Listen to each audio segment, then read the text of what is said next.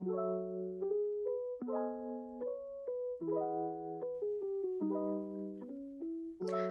perkenalin aku Putri Amanda Sawa. Jadi aku mau podcast membahas tentang keseimbangan lingkungan. Di sini aku nggak sendiri.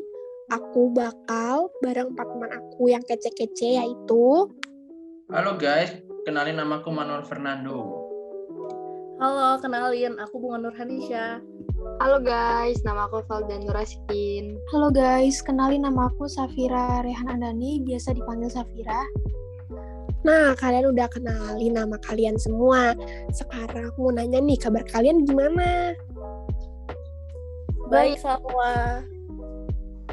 Berarti kalian sudah siap dong podcast ini dimulai? Siap dong. Siap.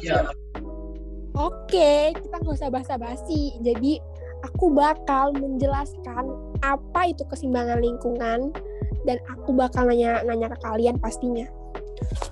Langsung aja guys. Jadi keseimbangan lingkungan itu kita bisa menjaga lingkungan seperti tidak membuang sampah sembarangan dan tidak membuang limbah tanpa dikelola. Dengan itu aktivitas yang mempengaruhi keseimbangan lingkungan itu kita berdampingan dengan lingkungan yang bersih, bebas dari permasalahan sampah, bebas dari banjir. Nah, itu bisa terjadi sebenarnya diawali dari diri kita. Kita bisa melakukan hal membuang sampah dengan memilah sampah organik, anorganik, B3. Itu salah satu contoh yang bisa kita terapkan tiap harinya untuk keseimbangan lingkungan. Nah, aku langsung mau nanya nih guys ke kalian. Yang kalian bisa jawab, langsung jawab ya. Apa saja faktor yang mengganggu keseimbangan lingkungan? Oke, aku mau coba jawab ya. Boleh. Oke, jadi aku bakal nerangin faktor apa aja sih yang dapat mengganggu keseimbangan lingkungan kita. Faktor yang pertama mungkin bisa dilihat dari diri kita sendiri sih. Contohnya waktu kita membuang sampah sembarangan secara sengaja maupun tidak disengaja, sehingga bisa membuat keseimbangan lingkungan kita jadi terganggu ataupun rusak. Contohnya sampah yang dibuang sembarangan dapat menyumbat aliran selokan, sehingga keadaan tersebut dapat menimbulkan banjir ketika hujan turun. Bahkan di kota-kota besar pun masih banyak tempat-tempat yang mudah terkena banjir. Tetapi itu balik lagi ke masyarakatnya sih. Kita nggak bisa menghakimi pemerintah dan menyalahkan pemerintah sepenuhnya. Karena pemerintah sendiri sudah berupaya untuk memberikan solusi, tapi balik lagi ke bagaimana masyarakat merespon solusi dari pemerintah tersebut. Nah, makasih banyak ya Bunga. Jadi aku udah tahu faktor-faktornya. Nah, sekarang aku langsung nanya nih, manfaat dari menjaga keseimbangan lingkungan itu apa? Siapa nih yang mau jawab? Oke, Salwa, aku mau coba bersuara dong. Boleh. Paling pendiam nih guys. Ya, halo guys. Jadi, kalau ngomongin manfaat menjaga keseimbangan lingkungan tuh sebenarnya banyak banget. Cuman, karena di sini kan topik utama kita kan sampah, jadi mungkin aku bakal bahas yang bersangkutan sama sampah itu tadi. Nah, yang pertama, kalau manfaat dari menjaga keseimbangan lingkungan itu, manfaatnya tuh bisa ke alam sama ke manusia itu sendiri. Kalau yang ke alam, tentunya di mana-mana sampah pasti bersangkutan sama yang namanya banjir kan. Karena kalau kita buang sampah sembarangan, itu udah otomatis banjir deh pokoknya. Nah, sedangkan kalau kita mau ngejaga keseimbangan lingkungan tersebut dengan cara nerapin yang tadi disebutin sama teman-teman aku nih, otomatis kita tuh bisa mengurangi bencana banjir tersebut, walaupun kita nggak tahu kapan datangnya banjir itu tadi. Nah, kalau untuk manusia, manfaatnya juga banyak loh ke kita. Jadi kita tuh mungkin hidupnya lebih sehat kan, karena nggak ada sampah berserakan. Terus juga kita terhindar dari bencana banjir itu tadi. Gitu sih kalau menurut aku. Manfaat udah dijawab nih. Terima kasih untuk Safira ya jawabannya. Sekarang aku mau nanya nih, bagaimana cara terbaik dalam pengolahan sampah plastik selain melakukan pembakaran dan menimbulkan polusi? Nah, terus bagaimana juga mengelola sampah sehari-hari dengan baik? Siapa yang mau jawab? Ayo guys. Boleh. Silahkan Polda. Oke, jadi aku mau jawab ya. Jadi kita di kehidupan sehari-hari itu tidak luput dengan adanya plastik ya. Barang apapun itu pasti materialnya berasal dari plastik karena plastik itu terbilang sangat praktis dan simple.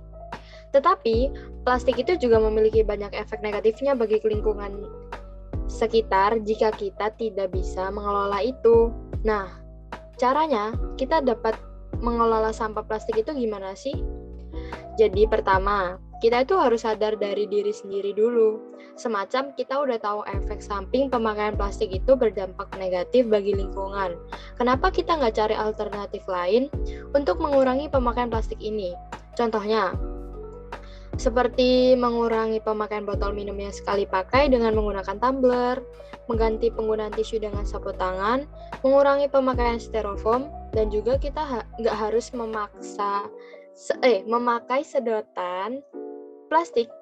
Jadi kita bisa mengganti sedotan plastik itu entah itu dengan sedotan kertas atau semacamnya. Nah, kalau memang kita belum bisa mengurangi sampah plastik itu, kita sendiri juga harus bisa mengatasi caranya mendaur ulang plastik tersebut. Sekarang cara pendaur ulangan sampah plastik itu bisa dilakukan dengan cara 3R, reduce, reuse, dan recycle. Lalu, jika sampah plastik itu dibakar, kan akan menimbulkan polusi udara. Dan caranya itu bagaimana sih? Yang aku tahu ya, kita itu bisa menggunakan proses recycle atau biasa dibilang dengan proses daur ulang. Contohnya seperti pengelolaan sampah plastik yang disebut dengan eco-brick. Apa sih eco-brick itu? Eco-brick itu adalah botol plastik yang diisi padat dengan limbah non-biologikal untuk membuat blok bangunan yang dapat digunakan kembali. Contohnya, jadi sebuah meja atau bangku. Selain itu, juga botol-botol plastik yang bisa dibuat menjadi pot bunga dan tempat pensil. Lalu ada kemasan makanan yang bisa dijadikan tas anyaman. Lebih seperti itu sih. Wah, keren banget sih jawaban Valda. Tas anyaman tuh kreatif banget. Keren. Langsung aja nih, tadi bahas 3R. Sekarang aku mau nanya nih, bagaimana sih cara menerapkan 3R dengan baik? Siapa mau jawab? Ayo. Jawab lagi nih, gak apa-apa kan ya? Boleh dong, siapapun. Oke, tapi sebelumnya aku mau ngasih tahu dulu, apa sih 3R itu? Mungkin masih banyak ya yang belum tahu tentang 3R. Jadi 3R itu adalah sebuah sistem yang dikenal dengan reuse, reduce, dan recycle, merupakan salah satu cara terbaik dalam mengelola dan menangani sampah plastik dengan berbagai jenisnya. Pengelolaan sampah dengan sistem 3R mampu dilakukan oleh hampir semua orang, sehingga tidak jarang hal-hal yang diproduksi dari penggunaan sistem 3R mampu menghasilkan nilai ekonomis. Yang pertama ada proses reduce, atau bisa dibilang mengurangi penggunaan plastik. Contohnya seperti penggunaan tumbler sebagai pengganti botol plastik ketika kita membeli minuman di luar, tote bag ketika berbelanja sebagai pengganti kantong plastik, dan menggunakan sedotan stainless steel sebagai pengganti sedotan plastik. Selain itu, kita juga bisa menggunakan proses reuse atau bisa dibilang penggunaan kembali plastik yang telah digunakan. Contohnya seperti kantong plastik yang kita dapatkan bisa dipakai kembali secara berulang-ulang. Cara selanjutnya adalah proses recycle atau bisa dibilang proses daur ulang. Kita bisa menggunakan metode eco-brick untuk sampah anorganik ataupun metode biopori untuk sampah organik. Keren banget ya guys, pengelolaan sampah ini sebenarnya. Nah, langsung aja nih guys, aku juga mau nanya. Tadi kita udah bahas 3R, terus aku nanya lagi. Tadi kan membahas tuh juga daur ulang. Nah, daur ulang apa sih yang paling menguntungkan di masa sekarang ini? Ayo, siapa jawab? Nando belum jawab nih. Iya, ini aku mau jawab ini. Oke. Nah, jadi metode daur ulang ini ada dua, yaitu biopori dan eco-brick. Yang pertama ini adalah biopori. Nah, metode ini untuk menanggulangi sampah organik, seperti contohnya sisa makanan atau buah-buahan.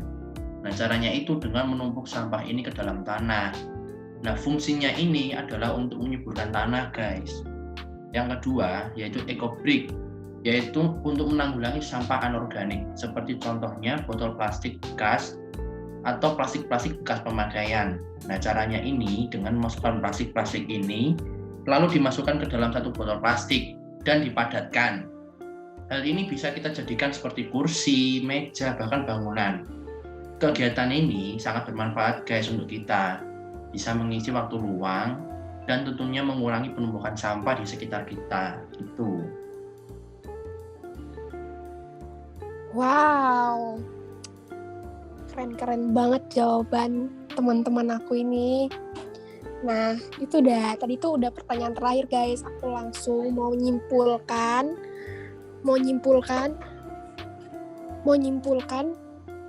dampak-dampak dari keseimbangan lingkungan ini. Aku bisa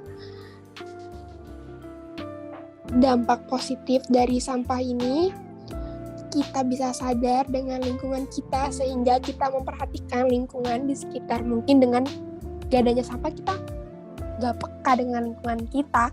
Nah, contohnya makanan yang gak habis bisa jadikan biopori, sampah plastik dijadikan ekobrik. Terbukti dengan itu manusia sekarang peduli lingkungan dan juga kreatif. Nah, juga ada dampak negatifnya. Dengan kita nggak peduli sama lingkungan ini, pastinya adalah dampak negatifnya. Nah, pasti hal ini imbas ke diri kita sendiri. Kita bisa terkena musibah seperti banjir, dan dengan kita selalu membuang sampah terus-menerus, TPA bakal penuh. Kalau semua lahan dipakai untuk TPA, pastinya kasihan untuk anak cucu kita. Pasti sulit ke depannya untuk mendapatkan lahan. Makanya dengan itu kita guys sebagai generasi muda menjaga lingkungan ini supaya seimbang. Contohnya dengan kita memakai tote bag untuk belanja, nggak pakai plastik lagi lah pokoknya. Memakai tumbler untuk beli minum, kotak makan, terus sedotan kertas ataupun stainless. Nah, itu sih guys. Kita akhiri aja ya guys podcast ini. Terima kasih guys untuk waktunya. Aku juga mau titip salam untuk teman-teman yang sudah nonton podcast kita. Ada Hiu Makan Tomat. I love you so much yang udah nonton. Bye. Waduh, bye. Bye.